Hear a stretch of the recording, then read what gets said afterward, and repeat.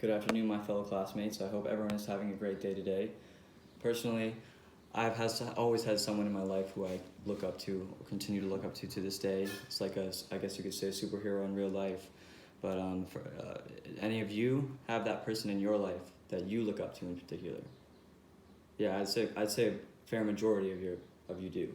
Well, in my case, it's my great grandfather. His name is Donald Rue, and he's one of the most hardworking individuals I've ever met. And today I'm just going to go into a little detail about the personal background of his life, his kids, his parents, that of the sort, as well as the accomplishments that he has done over the years, what he's done in his occupation, what he's done in just overall schooling and education as well, and as well as the impact that he left on me, and not just me, but the multitude of people that he has interacted with and came across. And I'm absolutely honored to be able to have this opportunity to share this story with you all, and I'm even more so looking forward to the next speeches that you all have to offer. Now that I've just given a little brief introduction, I'm just going to start by going into the background of his life and just the personal information of where it all started. And it really all started all the way back in Norway when his parents, Thea and Alfred, immigrated over to a small town in Minnesota called Flume. And this is where they started their family farm. It was nothing nice, no electricity, no running water, and no inside toilets whatsoever. But anyways, they still made a lifestyle out of it.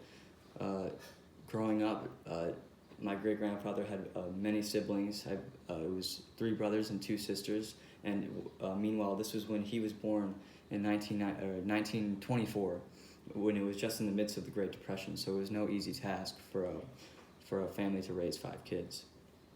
Also, later on into his life, at around age 7, tragedy struck, which was very unfortunate.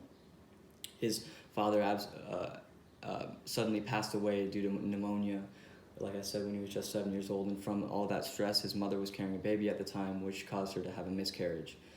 So he lost his soon-to-be brother as well, also making it so the main source of income was depleted from the family, making it so he had to put in an arm and a leg and start working at the age of 9 years old, where he continued to work throughout school and while maintaining a full-time job, anywhere from mowing lawns to cleaning out chicken coops, really anywhere where he could make money.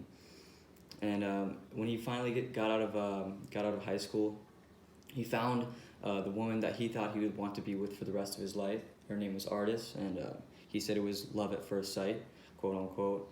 And anyways, once again, disaster struck, and right as he found the woman of his dreams, I guess you could say, he was drafted to go fight in World War II into the Army, where he was then transported to Fort Snellings, although he didn't really want to be in the Army, so he asked to be transported into the Air Force, where then he was moved to Fort Buckley, and then onward, where he fought 3.5 years in the Air Force in Guam and Japan in World War II. Once he got out of the war, he really didn't know what he wanted to do, so he was just bouncing around jobs, from welding to just overall day jobs or night jobs. Meanwhile, this is when he had rekindled his relationship with Artis after he got out of the Army. And so he had wanted to start a family, although he didn't have even relatively close to enough money to start a family. And meanwhile, he was living in a 1-bedroom apartment, and one of his good friends finally approached him and said, "Hey, I'll give you a little bit of money to help you get on your feet and get your first house," which he bought for $9,800. And after his friend gave him that loan, he was finally able to start his family, where he then also was able to settle down and find a job at Brown and Bigelow, which ultimately, then helped him start his family of 2 kids, which was Kurt and Scott. There were 2 boys at first. And after working at many years at Brown and Bigelow, he decided that he needed more education, that this job wasn't the one for him, and he wanted to go somewhere different. So he decided to go to Rasmussen School of Business for 3 nights a week to get an education in business. Afterwards, which later on, about a month after, his boss approached him and said that if he'd like to move to a different branch, he could do that.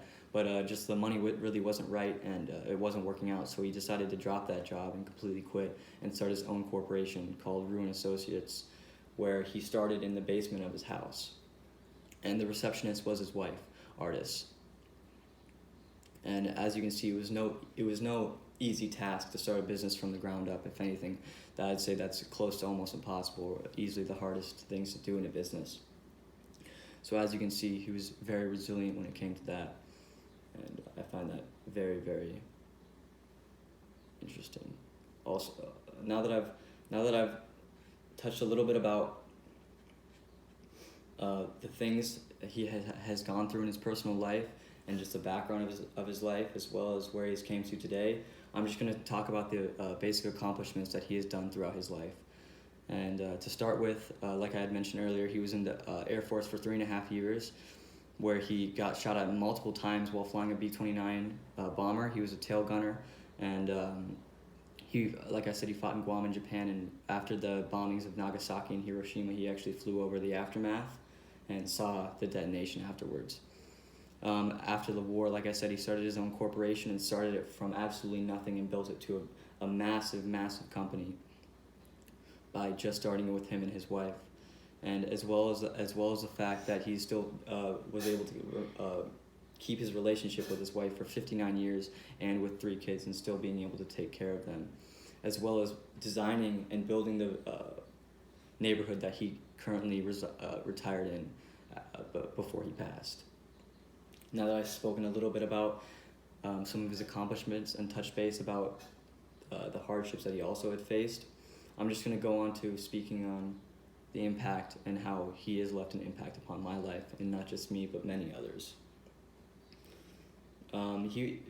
My great-grandfather was easily the most hardworking person I've ever met, as I mentioned before, and he was completely resilient. Even when tough times hit him, he just continued to go at it and continued to have that drive and grit to continue working. And I believe that's just what completely stands out to me, as he never quit, he never gave up.